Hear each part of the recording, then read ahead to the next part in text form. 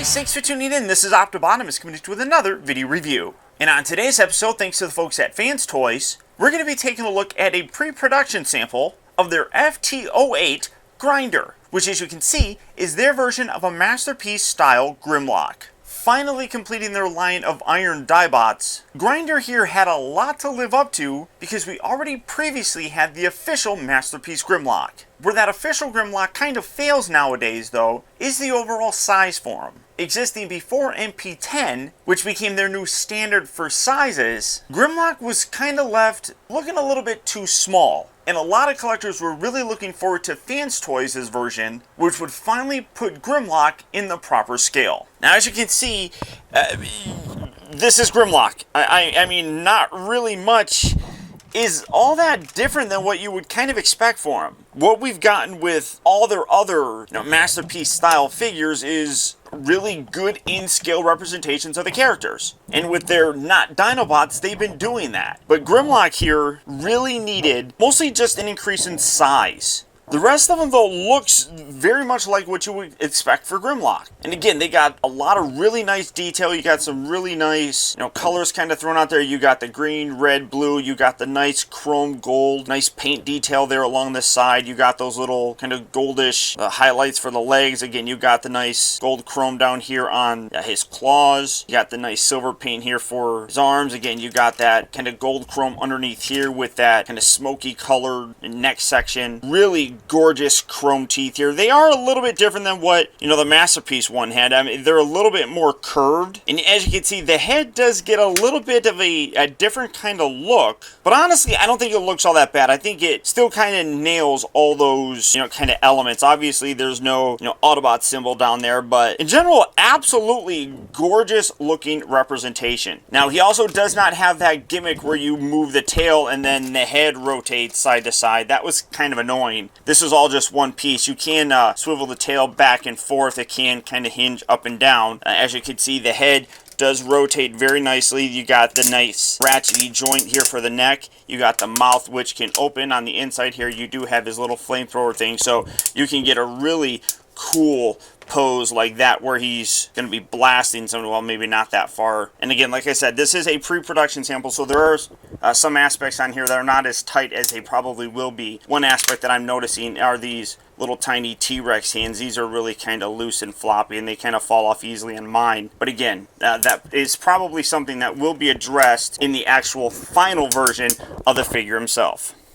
Now, in terms of his accessories, he does actually come with a lot, several of which are actually meant for other Diebot figures that have come out, but you can see he does come with a very classic-looking Grimlock gun. It does light up. I don't have batteries in them, but you can open this up and you can install the batteries right there, and then it just kind of blinks and everything. I'm not going to put the batteries in there, but because you get the idea. But you also do get his sword. Install the batteries here. You unscrew these 5 screws. Well, there's 4 here, and then there's a 5th one right there, and then again, you just push that button, and the LED illuminates the sword. But really nice, obviously very classic looking kind of weapons for him. This is actually a die-cast gold chromed crown form, which I'll show you that more here in his robot mode. In Dino mode though, you can actually swap out his eyes, which it's actually kind of cool. Obviously you got the blue in here, which I'll stick with. I think that's a little bit more cool looking, but you can actually detach this piece and you have a whole separate eyebrow section. It's kind of funny. You can kind of see how it's raised right here, and it just gives a little bit more of a scowl kind of look.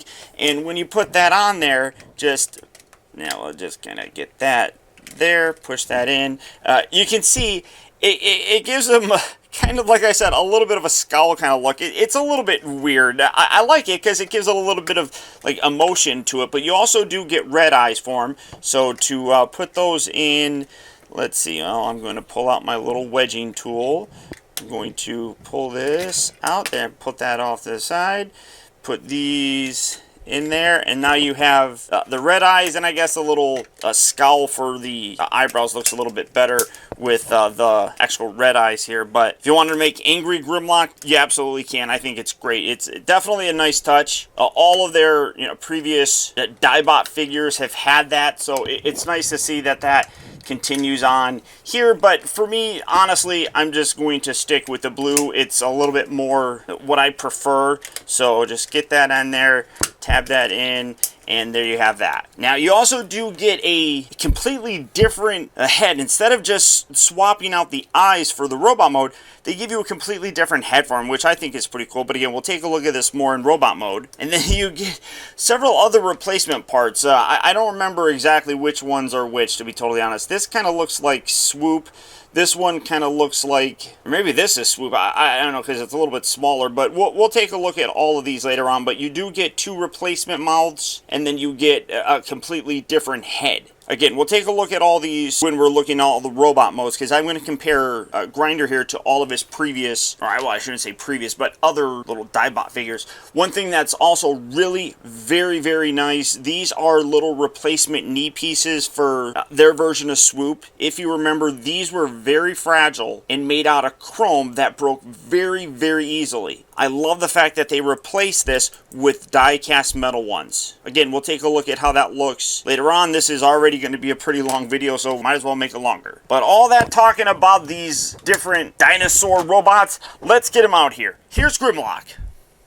And here they all are. And they are scaled absolutely beautifully. So much, I mean, you can't even see them all in the same shot. So coming back here, I mean, you can see them now, and these are really absolutely terrific. It just fits with the scale so much better than that previous Masterpiece Grimlock, which, here he is. I don't have enough room for all of them in here, but let me get him out of the way. You're seeing just how small this guy really was by comparison. Just moving all of these out of the way and setting him there. I mean, leaving in their little Swoop figure, because that's kind of the smallest of them. I mean, you can see the big difference here. I mean, this is night and day. And again, like I said, there was a lot that this figure had to live up to, because this is a really good figure. Its only downfall really was the size. And bringing in MP10 Optimus Prime and Wheeljack, you can see that the scale here just is so much better. I mean, initially, Optimus and the official Grimlock really weren't that bad. I mean, it wasn't completely terrible. But I mean, just looking at this Optimus next to Grinder, it's just a much better scale. And as you can see with the other dinosaur figures, they're all bigger, which is the way that it really should be.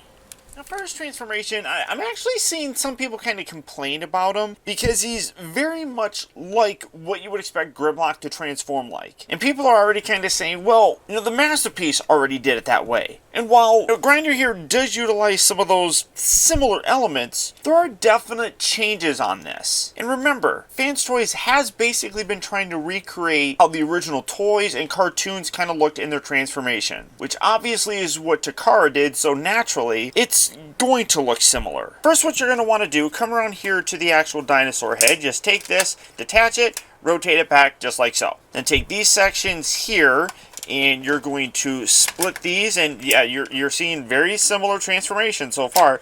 Rotate these, you can take these arms, you can position these kind of however you want, rotate those back. They can hinge up, much like it actually should and everything, so you can get a little bit of a wing kind of look going for it. This is a part that is very different, though, the way that the chest is. Now, I shouldn't say the head, the chest, but the head is. You got the whole head section here, which just angles up, and then you take this whole torso bit, and then you rotate this up, and as you do it, it will make the arms, you can see the arms actually spin around, which is pretty cool, and it's a very similar element to what the Masterpiece one had as well. So just bring that up, give this a nice little push, you line everything up here, and kind of lock that into place just like so. Then you take this section, rotate this down, and this just tabs in just like that. We're going to leave these arms up just to kind of keep them out of the way. Then you come down here to the legs, well, come around here to this back section. This piece right here, these are going to lift up, and then split these right down the middle, all the way down throughout the tail,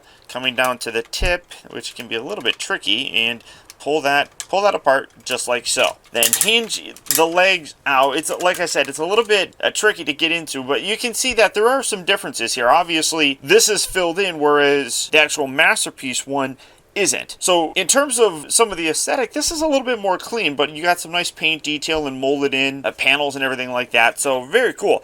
You take this whole section here, this piece then rotates down, take the tail, fold this in like so, and then you can see you got a hinge right here. You bring this in, and then you take this and fold this back. So then accordion that all in just like so, and then line that up on the inside there. Then take this leg, swivel this around just like that. Then you want to rotate here, then bring this, fold this piece up and in. Then you bring this piece down like so. Now, when you're going to the actual dinosaur mode, this whole piece right here actually slides out. You can see it kind of, well, is it going to slide out? No, not really. Not so much here. You can definitely see it on this side. You can see how it's actually slid in. And then it hinges out right here, and then it kind of stays outward in the actual dinosaur mode. But what's cool is you can see that it actually kind of fills it in with like this little panel detail right there, which is pretty nice. So you come around here to the other side as well. So you're going to unhinge this, pull this out just like so, and you can see when you had it in, it was actually shifted in. So you're going to pull this out, and you can see where it overlaps right there. So that's actually pretty cool. It's a nice added detail that kind of streamlines things. You're going to fold all this in, fold this in, rotate this down, and tuck that in like so. Rotate this right here at his knee, bring this around. You want to make sure that you don't have screws on the outside. You have on the inside here screws, so just make sure that you keep the smooth side on the outside. So then you bring this around, bring this piece up, bring this leg around like so. That's going to sit right there. Then you come around here to the bottom, you actually have these little, and again, you don't really need to fill this in, but they put this little piece right here that folds out and fills that in. It's a nice little small detail. I mean, that really, it's not really necessary, but it, you know, goes a little extra step, which I like, and I can't get that out. There we go. So then bring that in, just like that. And there you have his legs done. You can then come down here to the arms. This is a rather tricky step, but you do have to make sure you do it right. Otherwise, the arms are going to look long and goofy. So come down here, pull this piece down, and then you got the fist that rotates. On the inside here, it's very, very hard to see. I don't know if you're going to be able to see it. There's actually a little track on the inside. This whole section collapses in, and there you go. And you got to make sure that you get it pushed all the way, and when you do, you can look underneath here and see it all the way up at the top of that actual kind of sliding mechanism. And then when you're done, just bring this in, and then you can see that it actually makes his arms a lot better proportion. I mean, before, and this is the hand here that I have a hard time getting. Oh, no, that's actually going to come out easy that time.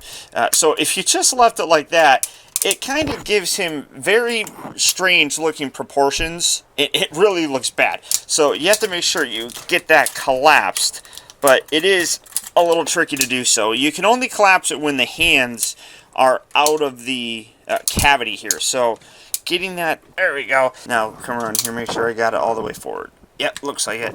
Okay, perfect. Then you can angle these back a little bit, angle these back a little bit, position that, straighten out his head, kind of stand in there, get these wings looking good. You can, again, position these little, he got his finger hanging out. That looked a little bit awkward. You can rotate these down if you want to kind of keep his arms hidden a little bit. So that's what I'm going to, but you can see just kind of like how floppy that is. I'm sure that will be fixed on the final version, so don't worry too much about that, guys. So rotate that around. You just tuck his head along there. It doesn't really tab in there. It literally just kind of sits along his back. Maybe that would be nice if there was a tab, but it fits on there pretty well. So when you're done, there you have Grinder in his robot mode. But as you can see through the transformation, it's not just an upscaled version of that original masterpiece Grimlock. Engineering-wise, it's similar, but that's in keeping with what FansToys has done since the beginning. And I think the way this guy turned out is really very nice. There were some definite improvements to this over that original, masterpiece one, just beyond the size of them. As you can see, I got his hand holding his sword very nicely. You can very easily just swap that out and put his gun in there if you want to. It's all a matter of personal preference. As I was talking about, in terms of swapping out the color of the visor, as you can see, you got that nice chrome blue. You also do get this red one, which does look good as well. It's just, for me, honestly, I like the blue look. Sculpting wise, though, you can see a real nice and obvious Grimlock look to it, but you just got that nice red chrome on his eyes. And then, because obviously, me, Grimlock King, he's got to come with this crown, which is nice gold chrome on here as well, but it's also made out of die cast, which is really nice. You look at the bottom, there are a bunch of different grooves that perfectly line up how it's supposed to go on his head. So when you get in the right position, you just pop it on there. And that's really cool. It stays on there very nicely, matches really well with the rest, and really does look like the crown that he had in the original comics. I do like that. Now, he does come with, like I said, a lot of other accessories that are not designed for him. Up first is their version of Slag. Now, this right here is the old one. The one that's on the face is the new one. And you can see that you have a little bit more of a kind of smooth look to it, whereas the original one here had a little bit more of a blockiness to it. The new one kind of does away with that and gives it a little bit more of a kind of human sort of look. To swap it, all you do is you come around here to the back, and you have 4 different screws on the back of the head. You just take those off, and that mouthpiece slides out very easily. You put the new one on, you squeeze the head back together, screw it back on, and boom, you're done. Now, their version of Snarl comes with a completely different head. First, you can see that the face is much different. This, again, is the new one. This is the old one. The biggest thing is the eyes, and then the shape of the lips. But the rest of the head is also completely redone. Turning this here on the side like so, you can kind of see that the new one has some more detail kind of thrown on there, whereas the old one didn't. Now, unfortunately, you can't swap the faces. The tabbing is actually the very same, but the actual shape of the actual helmet is different now. So taking a look at that, again, this is the new one and this is the old one. You can see that the actual opening here is a little bit different, which prevents you from just easily swapping the faces. I almost kind of wish that they gave us just a swapped out face, because I kind of like the shape of this head a little bit better than this one. This one looks okay. It's not something that's going to be a deal breaker or anything, but I definitely do like that face more than what we had on the original one. The original, just the lips were a little bit strange. The eyes aren't too bad, but the lips really have kind of a pouty kind of look that the new one really does actually improve. And then for their version of Swoop, again, a little bit more of a smooth look for his face, which again, I do think is an improvement. Now, much like the original, you can just rotate that around. The original one had this little smirk on his face. The new one still has kind of a little smile going on, but it's a little bit less expressive, I guess. The old one, you can see, had like this little slant for his lip right there, whereas the new one is more symmetrical on both sides. I honestly am not sure which version I like the most. I think the regular face on the new one is probably my favorite, but I definitely think that the smirk on the old one is better than the new one.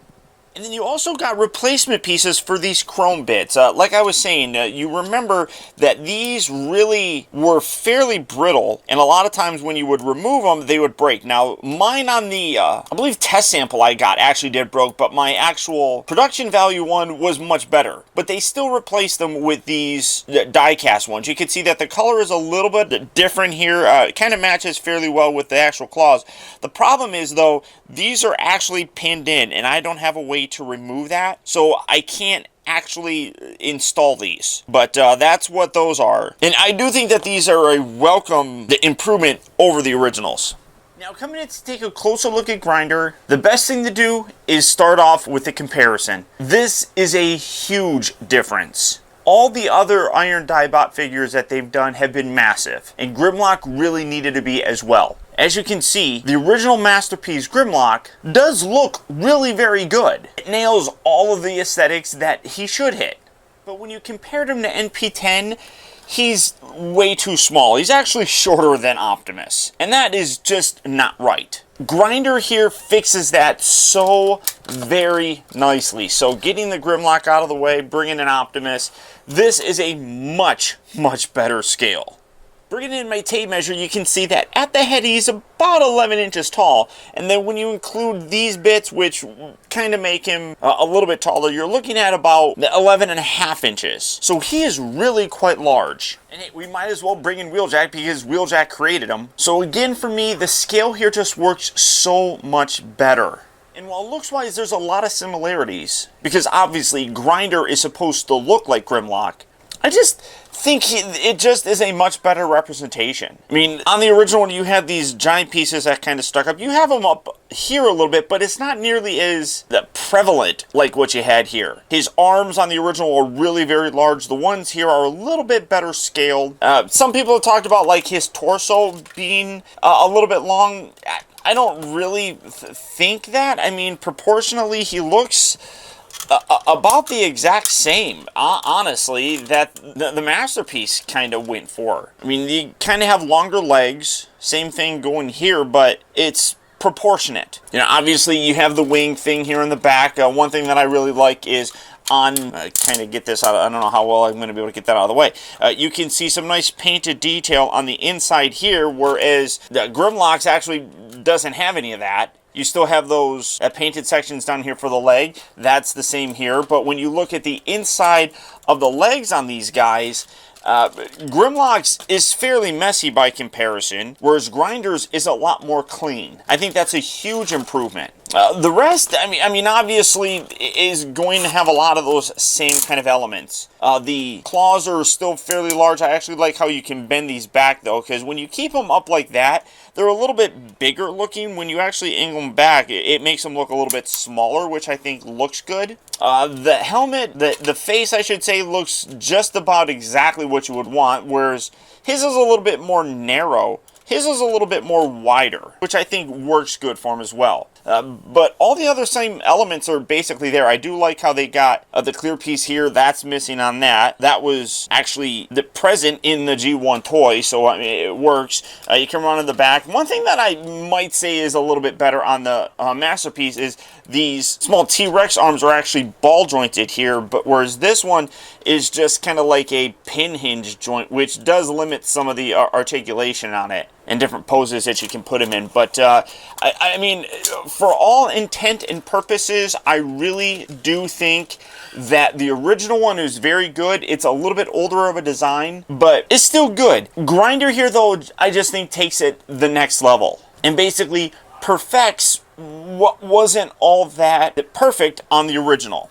And finally, here they all are, and again, they are massive and they don't fit all in the same shot, but this is a great looking group. Honestly, I couldn't be happier with how these figures turned out. And just for, you know, a more well-rounded kind of comparison, here's Optimus, and here is that Wheeljack. And again, this is a great group. This really does look terrific, and I really can't think of what I would do differently with these guys. And while it has taken a long time to complete the set, I think it was well worth the wait.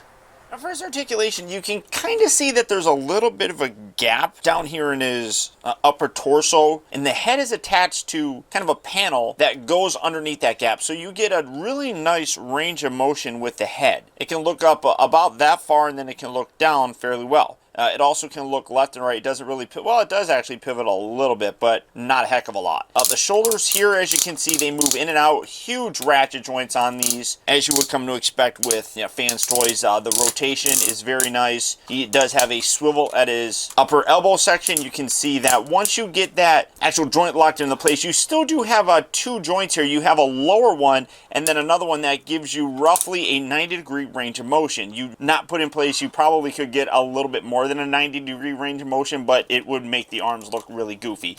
He does rotate at the waist. Again, very nice ratchet joint, so I should show the hands. They also rotate at the wrist, and then each individual finger is articulated. You got a joint here and then here, so lots of range of motion in the actual hand itself. And then getting to the actual thumb, the main section is on a ball joint, so you get a very nice range of motion, and then it also has a hinge just a bit above that, so you can swivel that forward and back very, very nicely. So lots of articulation in the hand. I really dig that. Great looking hand detail on there as well. So you do have the waist, the hips move forward, they move back. The entire section actually moves as opposed to having like this little skirt piece kind of come up. So good range of motion there. It only goes back about that far though. Has a very nice, fairly heavy friction joint swiveling in and out. As you can see, it holds very nicely, but over time, because of how heavy the legs actually are, it does slowly come down. But you do get a really good solid feel for it. It's just, over time, it is going to kind of fall out. Like I said, very heavy figure. There is die cast that's in here, some in his feet, some in the rest of the body and such, but mostly here in the actual feet. These little claws are also die cast. So you can see like a lot of the weight is down here in the leg section. He does rotate, and then he also has a rotation, well, yeah, right there, and then you also have one at the actual knee, and yeah, very squeaky. I'm just going to keep doing that to annoy you guys. Just, you know, because I want to. You got really nice ratchet joints moving forward and back, giving a real nice range of motion there. And then you come down to the ankles, and they can pivot in and out, and then a little bit forward and back. But in doing so, you create kind of like this back section. You know, that kind of flipped down. But there's some more die cast here on the bottom part of the foot. So lots of articulation in the guy. Just about every pose that you could really want to do for a figure as massive as this is definitely doable, and he just honestly looks awesome. Now to transform it back, starting off first with the hands, we're going to remove this, take the hands, you want to put the thumb down and then fold these fingers in just like that. Go ahead, extend the entire forearm section. That can be tricky to do, but once you get that all the way extended, you can then rotate the fist back up into the actual forearm. Then bring this back and lock that into place like so. So we can do that on this side. Kind of lift these, get these out of the way. We're going to come down here to the legs. Go ahead, take this section, swivel this out like so, and then you can pull this entire bit out like that. Rotate here all the way around, and then you can collapse this in. Oh, take this, I'm sorry. Take this, tuck that in, fold this piece out. Then you can swivel this all the way around just like so. Kind of keep these out, lift that out like so, and then you can bring this whole section down, and then you want to collapse this in just like that, and then just kind of leave that off to the side. We'll fill all this back in here in a little bit, but just extending out the tail like that. Do that on this side as well. Rotate this piece around, then accordion this bit in like so. Bring this section down, keep that straight, make sure that's extended, bring that down and collapse this in like so. You can then bring these two leg sections together, kind of, sort of, bring that there. And did that all collapse in? No, that didn't collapse in. That's what part of the problem is. Get that collapsed in. Okay. I mean, that nice little push on both sides, coming down here, lining up all the tail segments, tabbing all those together, all the way down to the tip. And then this lower section here, I mean, you can keep that detached if you want to have an extra joint, but you're supposed to bring this up and lock that into place right in there. Then come around to the actual torso, take this, you want to detach the chest section here just like so, lift that up, and then you detach this from the torso bit and swivel this down. And as you rotate that down, you see that the arms also swivel down. So then bring that down just right there, and then take these sections, and these actually are going to tab in to the chrome section. So do that on both sides. Oh, that already kind of lined up, and it just fit in there very nicely. Then take the actual robot head, tuck that down there, come around here, bring these pieces down, bring these pieces down. There we go. Give that a nice little squeeze. Again, make sure that all this is staying connected here as you do it. And then you take the dino head, rotate this around. This locks in right there. Kind of position these legs a little bit better. You kind of want to hinge them where they're going to be like that. That looks a little bit better. Fold out the little claws. Straighten everything out there. That popped out. Keep that there. keep that there, bring the head down, then you can position these arms down and around, rotate that, and there you have Grinder back in his T-Rex mode. And if you wanted to, you can actually put that on there. It just sits there. I mean, it doesn't tab in or anything, but that's kind of funny looking. But all in all, another great release from FansToys. A lot of people are really comparing this a lot to the MP version, and I guess that was natural because this is the first time that they've gone and done a masterpiece style figure that's already existed. But I really feel that what they've done with Grinder is different than what Takara did with Grimlock. The looks are the same. He transforms very similarly. But as I talked about, that's something that FansToys has already established as kind of the aesthetic and design that they're going for. It really does resemble how Grimlock transformed in the original cartoon and toy. And both Takara and FansToys have recreated it.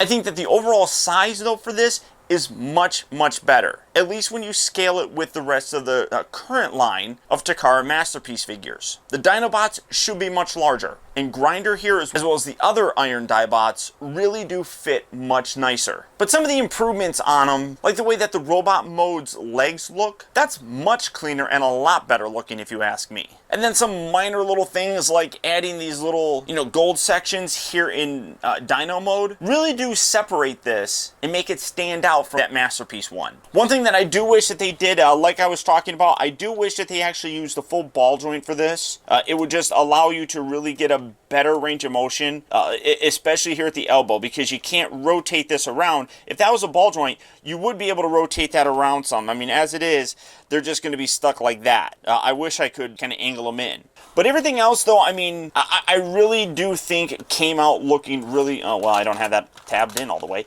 really did come out looking very good. It has been a long time coming for us to get Grinder, and I am absolutely not disappointed. I think FansToys has nailed it with this. They have the Masterpiece aesthetic down perfectly, and without question, this is a figure that I would absolutely recommend. Even if you're not collecting the other Iron Dibot figures, Grimlock is a great character to have on a Masterpiece shelf. And as a standalone figure, I think he works great. With the rest of their Iron Dibot figures though, he looks even better. So if Grinder here is a figure that you'd like to add to your collection, he will be hitting various online retailers fairly soon, including the folks over at Captured Prey. So all you have to do for that is click on the link down in the video description. You'll go to Captured Prey where you can check out availability on this, as well as the rest of their wide range of third-party figures. But beyond that, guys, that's about it. So once again, I want to thank you for tuning in. This has been Optibotimus. Don't forget that if you like this video, to please like and share it. It goes a long way towards helping me out. Also, be sure to subscribe in case you haven't already subscribed. That way you get instant email notifications whenever I upload a new video,